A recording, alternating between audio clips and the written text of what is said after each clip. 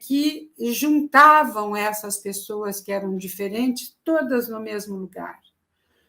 Depois, com o decorrer, a gente foi percebendo que as pessoas que se achavam iguais também não eram iguais, né?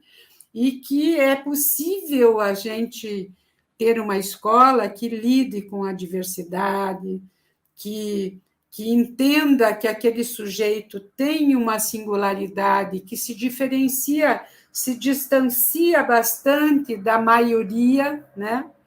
Mas isso não quer dizer que ele não aprende, né? Então, quando a escola traz esse dado para a família e a família acolhe, procura os profissionais, às vezes procura um, procura dois, procura três, até chegar num profissional que inspire confiança, né? Aí a família vai vendo que outras coisas essa criança precisa. Às vezes, ela não precisa de muitas terapias, às vezes precisa, né? Às vezes ela precisa de uma adaptação na forma de trazer a tarefa para ela, né? Às vezes ela precisa de uma conversa mais personalizada, né? Porque houve um tempo também que as crianças na escola eram tratadas como pessoas, como um rebanho, né? Todo mundo tinha que fazer a mesma coisa na mesma hora, marchar com o mesmo pé, responder a mesma pergunta. Então, era muito comum, por exemplo, a professora dizia assim: agora vamos escrever 2 dedinhos, pontinho para a margem, agora a letra é, e a turma toda dizia maiúscula, né? Daí a professora fazia não sei o quê e todo mundo repetia a mesma palavra, né? Então, a gente foi descobrindo que é possível a gente lidar com essa diversidade, né? Mas, para isso, a gente precisa trabalhar com metodologias diferenciadas, não só a metodologia da aula expositiva, da aula que escreve no quadro, da aula que reforça o exercício no livro didático, mas também outras metodologias que são chamadas hoje de metodologias ativas, como uma coisa super moderna, né? Mas que Piaget, em 1935, já escreveu sobre essas metodologias ativas, né? Que são metodologias que possibilitam o questionamento, que possibilitam as pesquisas, a experiência, a manipulação, a discussão, a descoberta, né? E que, por exemplo, os projetos de aprender, né, com os quais as escolas trabalham, possibilitam que nem todo mundo responda a mesma coisa na mesma hora. E isso é importante, porque isso faz com que a escola forme seres pensantes, né?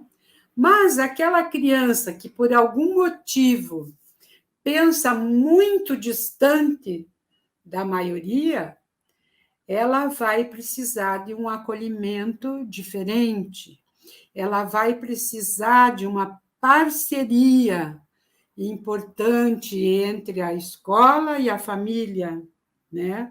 A família vai acolher, porque eu conheço muitas famílias que a escola levanta a dificuldade do filho e está preocupada porque a criança não está aprendendo, e a família, em vez de acolher, ela assume o lugar da escola. E aí o pai briga com a criança e faz a lição junta, né? E eu tive um menino que ele tinha sinais de dislexia, né? E o pai dizia: eu sento com ele, tenho um quadrinho negro, eu faço a letra A, eu mostro a diferença do A com o O, na hora ele sabe, depois, quando eu pergunto, ele não sabe mais, e não sei o quê, e eu brigo com ele, e a mãe também briga, e a escola também evidenciava essa dificuldade dele, e isso há muitos anos atrás. E ele não conseguia aprender a ler e escrever. Por quê?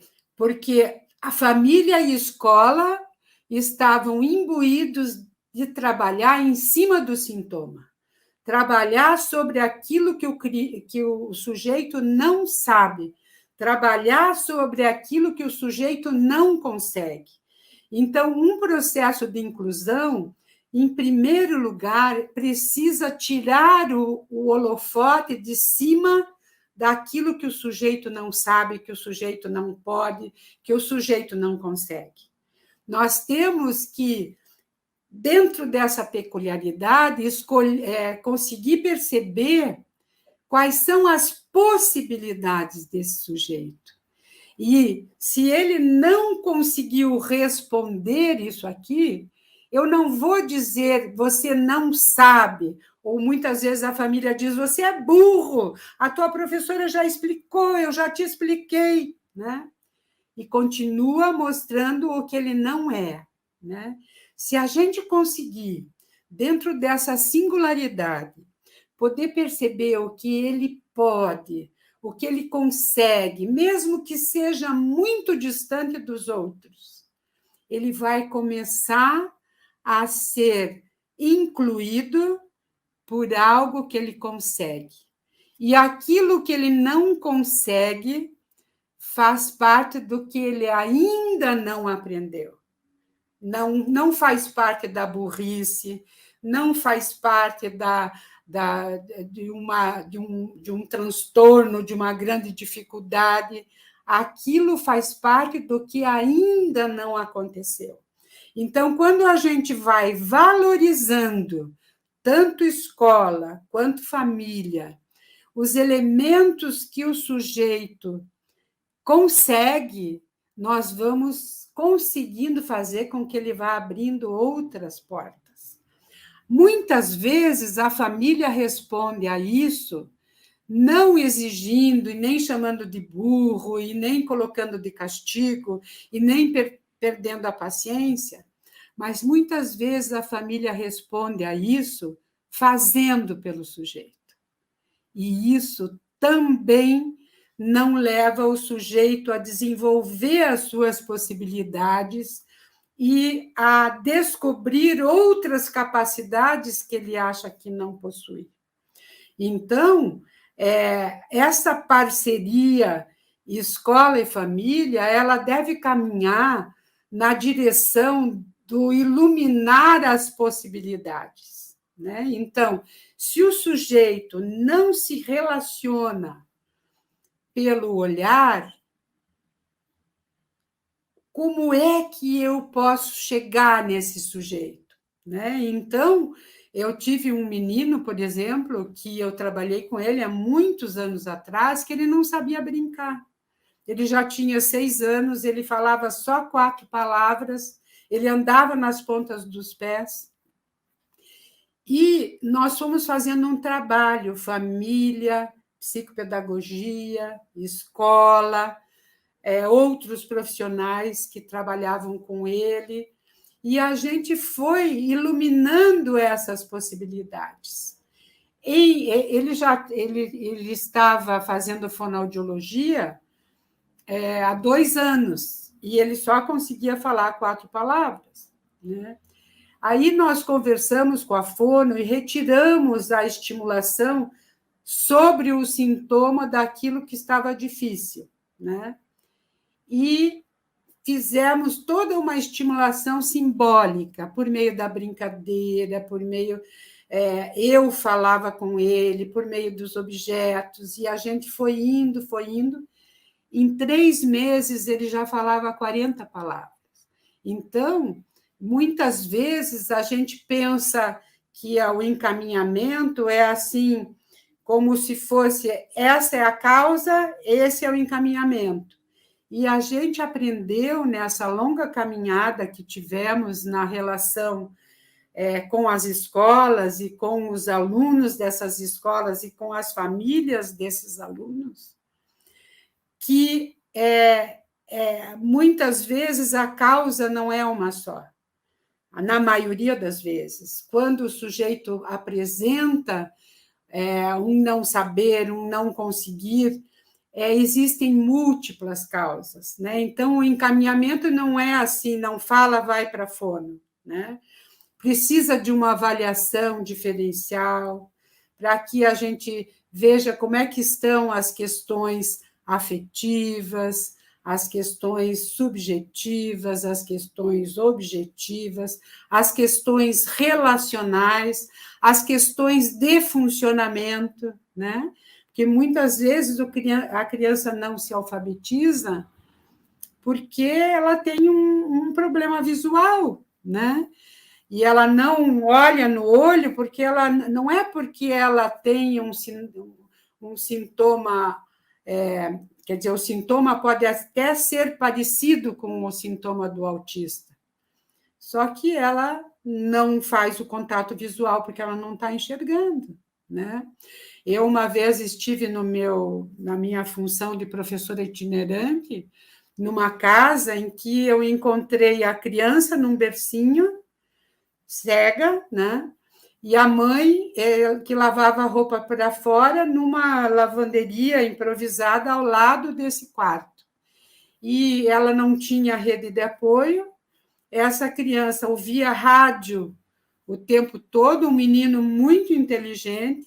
Então, ele foi aprendendo a falar a partir do rádio, porque a mãe não tinha muito tempo de se comunicar com ele. E ele foi desenvolvendo uma autoestimulação. Ele se balançava, ele fazia assim com a mão, ele fazia assim com a cabeça. Então, a primeira impressão é de que era uma criança autista, mas, na verdade, era uma criança se autoestimulando, porque ele era um menino inteligente, na época ele tinha, eu acho que 8 ou 9 meses, né? E estava descobrindo o mundo dentro daquele bercinho a partir dos próprios movimentos e dos sons que ele ouvia no rádio. E, quando a mãe podia, um pouquinho do colo da mãe, que era um pouquinho tempo por dia, porque era o jeito que ela tinha para sustentá-lo, né? Então, as coisas não são tão simples, né? A questão das possibilidades de aprender e das dificuldades para aprender, para se relacionar, para se comportar, elas são complexas. E, muitas vezes, elas precisam do contexto, porque ninguém tem problemas sozinho. Nós somos seres humanos situados, né? Então, quando a gente avalia uma criança que apresenta algum tipo de dificuldade, a gente precisa também avaliar o contexto da família, o contexto escolar, e muitas vezes orientar ou discutir com essa família, com essa escola, possibilidades dessa parceria, né? E que não se trata da mãe fazer o papel da escola e nem da escola fazer o papel da mãe ou do pai, né? E nem do pai fazer o papel da escola. Essa parceria ela é mais saudável quando esse espaço privado pode ser acolhedor, ao mesmo tempo que pode ser estimulador para que a criança vá vencendo as dificuldades que vão se colocando no espaço público, né? Mas com segurança, com confiança, com carinho, com acolhimento mesmo, né? Que é a função da família, né? A família tem duas funções importantes, que é a função materna e a função paterna. A função materna é do acolhimento, E a função paterna é aquela que ajuda a fazer a ponte com os espaços públicos que essa criança vai frequentar, né? Então, traz a lei, traz o limite, traz o conhecimento, mas, ao mesmo tempo, traz a compreensão, né? E a escola, que está no espaço público, né, também, apesar da função mais importante da escola ser a função paterna, que é de trazer o conhecimento, as regras, os limites, os comportamentos adequados para a convivência, né? Ela também precisa exercitar a função materna, que é de acolhimento. Só que a escola não vai ser família, e a família não vai ser escola. Os papéis são diferentes, né? Mas essa parceria serve para que os instrumentos se afinem, para que a orquestra possa tocar da forma mais harmônica possível, né?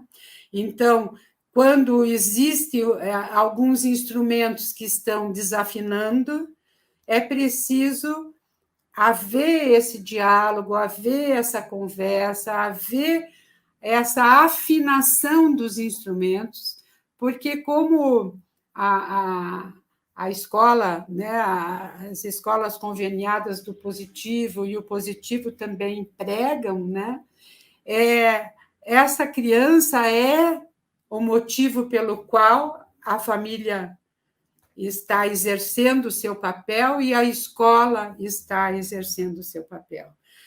Todo o esforço é em prol dessa criança, mas não para superprotegê-la, mas para ir auxiliando, a partir do que ela pode, o próximo passo, né? Não deixando barato, não passando a mão na cabeça para que ela fique sempre do mesmo jeito, sempre molinha, sempre dizendo não sei, sempre dizendo que não pode, que não sabe, né?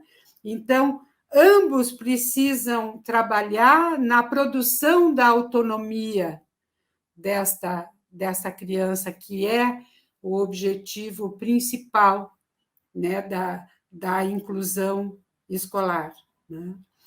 Promovendo pensamento, promovendo autoria de pensamento, promovendo autonomia social, autonomia intelectual, autonomia moral, dentro das possibilidades da criança. Porque é muito comum, às vezes, a gente querer que a criança seja autônoma, né? E, para isso, a gente larga essa criança num espaço de perigo sem que ela possa se defender daquele perigo.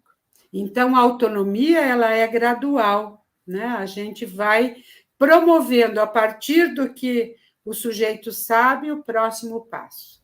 E a família e a escola são autoridades para fazer isso, desde que consigam esse diálogo e essa parceria. Era isso que eu queria colocar para vocês, agradecer a escuta, né? E vamos ver se a gente vai conversar mais um pouquinho, se a gente tem algumas questões daqui a pouco. Boa noite a todos e muito obrigada.